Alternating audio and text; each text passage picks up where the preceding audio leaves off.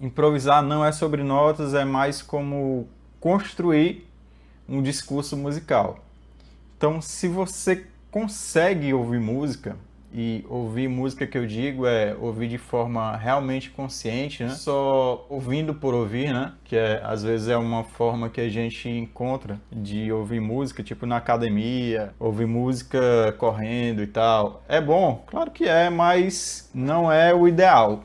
O ideal é você realmente escutar, ouvindo ali com atenção, estar atento ao fraseado, às harmonias, porque isso com o tempo vai te deixando mais focado, mais dentro da música ali. Eu vou fazer aqui um improviso A e um improviso B. Aí vocês dizem qual dos dois que soam melhor, ok? Então, basicamente, improvisação A é esse tipo aqui, ó.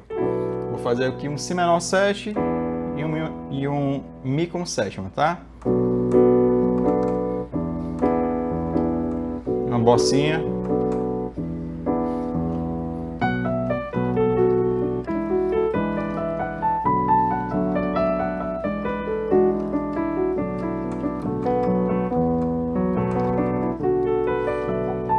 Então, aqui a gente já percebe que fica aquele negócio meio que sobe e desce sem querer dar um spoiler. Agora na improvisação B, ó.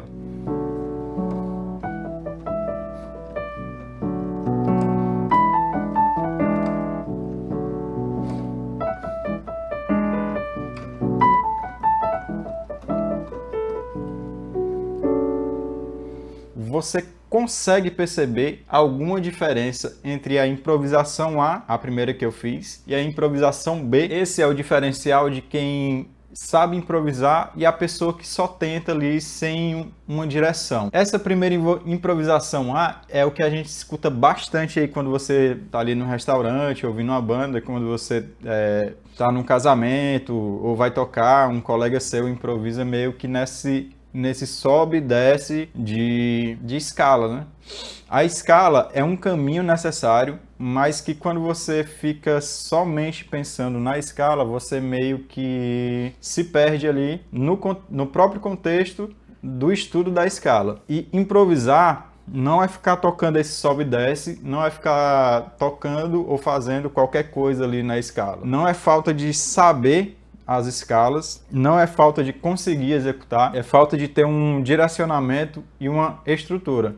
Então, hoje eu vou te mostrar 3 pilares para você conseguir improvisar. Vou te mostrar tudo aqui ao vivo. Claro, quando você improvisa, você tem que estar imerso naquilo ali, tem que estar realmente dentro do que você está fazendo. E eu quero deixar aqui uma pergunta para você. Você realmente improvisa pensando na sua improvisação, no seu solo, ou fica pensando apenas em escalas e acordes? Me diz aí nos comentários, que é muito importante. Claro, se você ainda não é inscrito aqui, já se inscreve, deixa aí o seu like, e tem um grupo VIP também na descrição do vídeo e no primeiro comentário fixado. É um prazer ter você por lá, e por lá eu solto material gratuito. Sem harmonia, e esse é o primeiro ponto, assim, é o primordial. Sem harmonia não existe improvisação. Se você é guitarrista, saxofonista, se você é um instrumentista de um instrumento melódico, ou seja, flauta, violino, sax, por aí vai, né? E até mesmo os que não são apenas melódicos, né? Instrumentos como o piano, que ele é harmônico, né? Você tem a harmonia aqui e você pode fazer também as melodias. Por isso que ele é um instrumento melódico e harmônico. Se você não sabe harmonia, então você não vai saber improvisar. Isso é o básico do básico. Se você pega essa mesma progressão aqui, ó, Si menor 7, Mi 7 e Lá com sétima. O primeiro ponto para você saber, identificar o campo harmônico de que esses acordes estão vindo.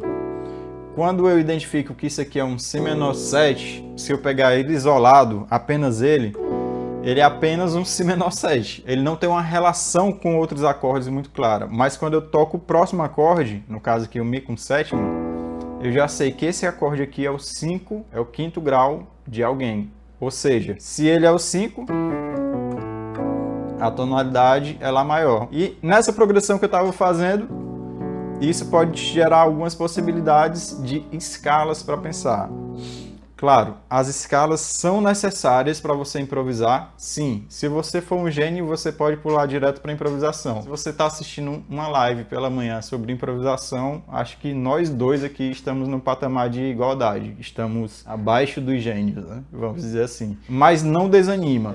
Essa questão da genialidade, né, está muito relacionada à disposição que a pessoa tem de aprender e à quantidade de tempo que ela consegue passar focada naquilo ali. E você também pode treinar isso, ok? Não estou dizendo que você vai ser o próximo Mozart ou o Hermeto Pascoal, mas que você pode e deve treinar isso. Como sem harmonia não existe improviso, você tem que entender a harmonia. E a harmonia é simples de entender. Ela vai estar dentro de algum grau da escala. Por exemplo, se eu pegar a escala de Lá maior, a gente vai ter os graus aqui, ó.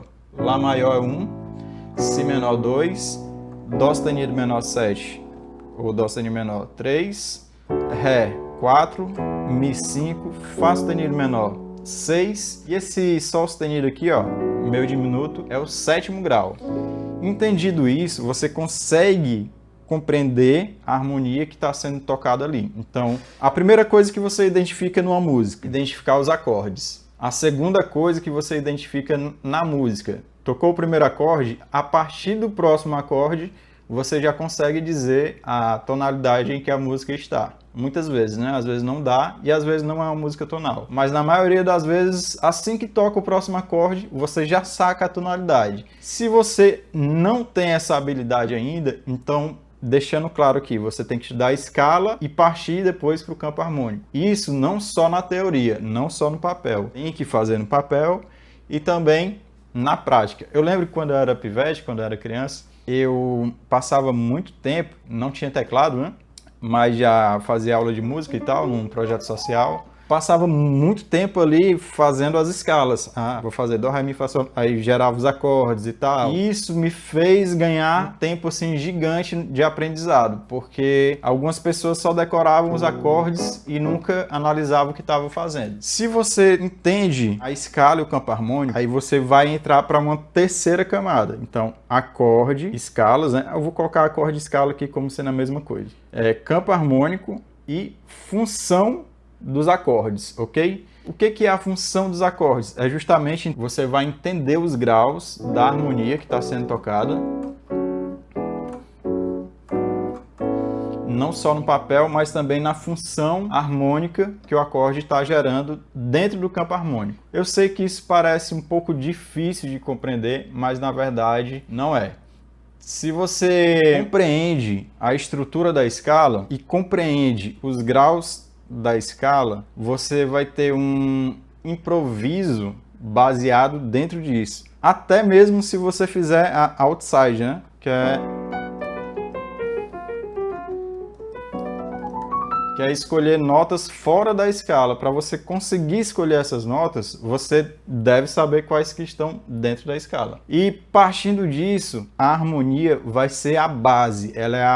Realmente ela é a estrutura basilar da improvisação. Todo grande improvisador, ele é praticamente um mestre da harmonia. Eu não estou falando que ele vai saber todos os acordes que estão sendo tocados, todas as estruturas internas dos acordes. Não. E sim, muitas vezes é exatamente isso que acontece. Você consegue perceber ali, assim que você toca um acorde, as estruturas que estão sendo montadas. E isso é muito bom também para improvisar.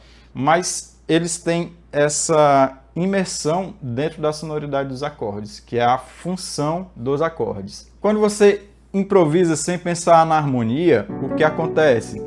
Acontece justamente você esbarrar em notas que não são dos acordes e não vai soar legal, porque o primeiro princípio, tá? Não está gerando harmonia, não está gerando uma coesão no que você tá querendo fazer ali e está fazendo. Agora, quando você tem um improviso que respeita a estrutura dos acordes,